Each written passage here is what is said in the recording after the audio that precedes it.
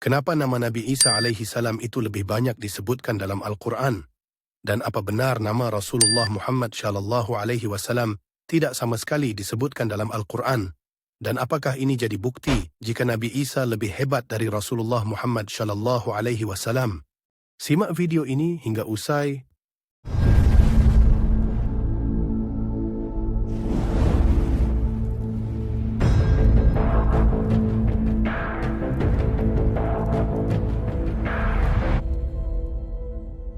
Ada sebuah argumen menarik namun receh mengenai upaya mendiskreditkan baginda Rasulullah Muhammad sallallahu alaihi wasallam dan membanding-bandingkan dengan Nabiullah Isa alaihi salam dengan tujuan untuk menampakkan superioritas Nabi Isa alaihi salam terhadap Rasulullah Muhammad sallallahu alaihi wasallam.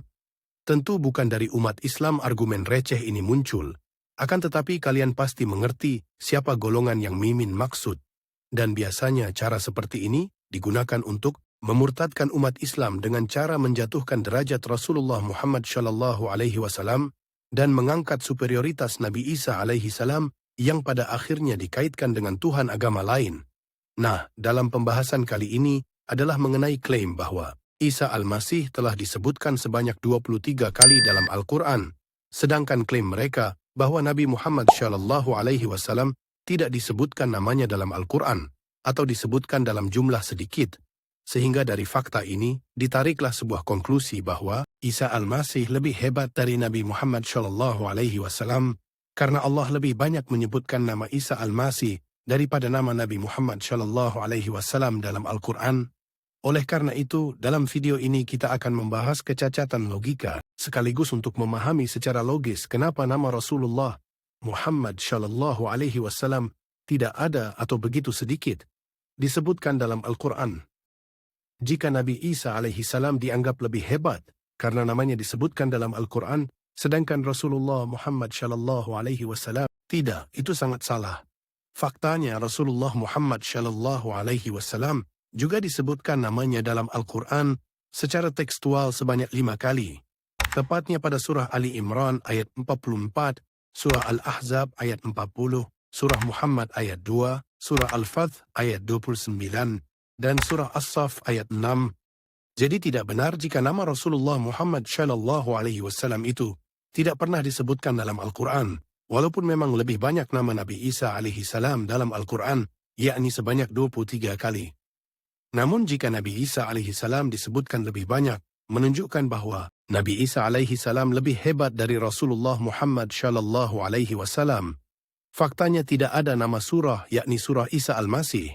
Akan tetapi ada surah Muhammad, yaitu surah ke-47 dan juz ke-26. Kalau jumlah yang paling banyak disebutkan dalam Al-Quran, itu menunjukkan lebih hebat. Maka Nabi Musa alaihi salam yang digelari Kalimullah jauh lebih hebat dari Nabi Isa. Karena Nabi Musa disebutkan sebanyak 136 kali, 6 kali lipat lebih banyak dari Nabi Isa. Selain itu, Nabi Ibrahim alaihi salam yang digelari Khalilullah juga lebih banyak disebutkan dari Nabi Isa, yakni sebanyak 69 kali. 3 kali lipat lebih banyak dari Nabi Isa alaihi salam. Bahkan Nabi Nuh alaihi salam juga lebih banyak disebutkan dari Nabi Isa, yakni sebanyak 43 kali. 2 kali lipat lebih banyak dari Nabi Isa. Sehingga jika sahabat-sahabat menemukan ada yang mencoba mendiskreditkan Rasulullah Muhammad sallallahu alaihi wasallam atas Nabi Isa alaihi salam dengan logika yang seperti ini, maka sampaikan saja faktanya. Jika menggunakan logika demikian, maka Isa Al-Masih tidak lebih hebat dari Nabi Musa, Nabi Ibrahim, dan Nabi Nuh.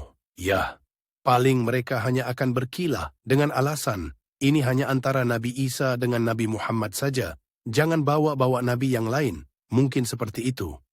Baik, jika memang demikian, ketahuilah bahwa nama Rasulullah Muhammad sallallahu alaihi wasallam itu menjadi nama surah, dan tidak ada nama surah Isa Al-Masih. Maka dengan demikian, nama Rasulullah Muhammad sallallahu alaihi wasallam itu lebih hebat dari Isa Al-Masih.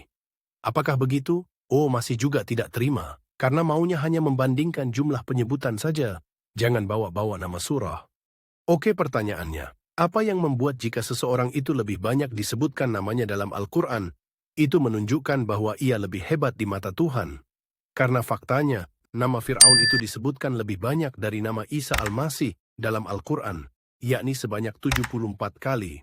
Sedangkan Isa Al-Masih sebanyak 23 kali. Apakah dengan demikian Fir'aun lebih hebat dari Isa Al-Masih di mata Tuhan? Jelas tentu tidak. Ini menunjukkan cara berpikir yang demikian sangatlah kekanak-kanakan, dan ini merupakan cara berargumen yang sudah usang. Namun perlu difahami juga, bahwa cara ini terkadang dianggap cara yang disukai untuk memurtadkan umat muslim yang awam oleh para penyebar agama. You know what I mean? Sehingga di sini kita harus fahami dahulu, bahwa banyak tidaknya sebuah nama disebutkan dalam Al-Quran, tidak membuat si pemilik nama itu lebih hebat. Adapun nama Rasulullah Muhammad SAW jarang muncul dalam Al-Quran adalah karena Al-Quran itu firman Allah kepada Rasulullah Muhammad SAW itu sendiri. Begini, mengapa nama Nabi Musa alaihissalam itu begitu banyak disebutkan dalam Al-Quran? Itu karena Nabi Musa menjadi objek yang diceritakan, bahwa Allah itu menceritakan kisah Nabi Musa alaihissalam kepada Rasulullah Muhammad SAW untuk disampaikan kepada umatnya. Oleh karenanya, tentu nama Nabi Musa alaihissalam itu banyak disebutkan. Karena statusnya sebagai tokoh yang diceritakan, itu kata kuncinya. Begitu pula dengan nama Isa ibnu Maryam. Nama beliau banyak disebutkan, karena Nabi Isa alaihissalam sebagai objek tokoh yang kehidupannya Allah ceritakan kepada Rasulullah Muhammad SAW. Dan lagi-lagi, agar kisah hidup Nabi Isa tersebut disampaikan oleh Rasulullah Muhammad SAW kepada umatnya. Oleh karenanya, tentu nama Nabi Isa alaihissalam itu banyak disebutkan, karena status beliau sebagai tokoh yang diceritakan. Hal ini berbeda dengan Rasulullah Muhammad SAW sebagai orang yang menerima firman.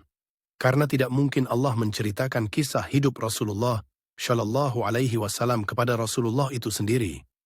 Kemudian Rasulullah sampaikan lagi kepada pengikutnya, yang mana pengikutnya sendiri dapat melihat peristiwa-peristiwa yang terjadi pada Rasulullah Muhammad SAW tersebut.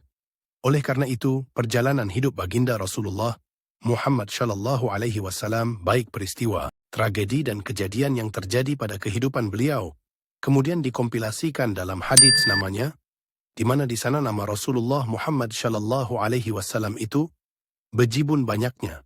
Nah, karena Rasulullah SAW menjadi lawan bicara atau sang penerima firman, dengan begitu nama Rasulullah Muhammad SAW dalam Al-Quran dipanggil secara tersirat, atau dengan penyebutan orang kedua tunggal, seperti kata kamu, engkau, dirimu dan sebagainya.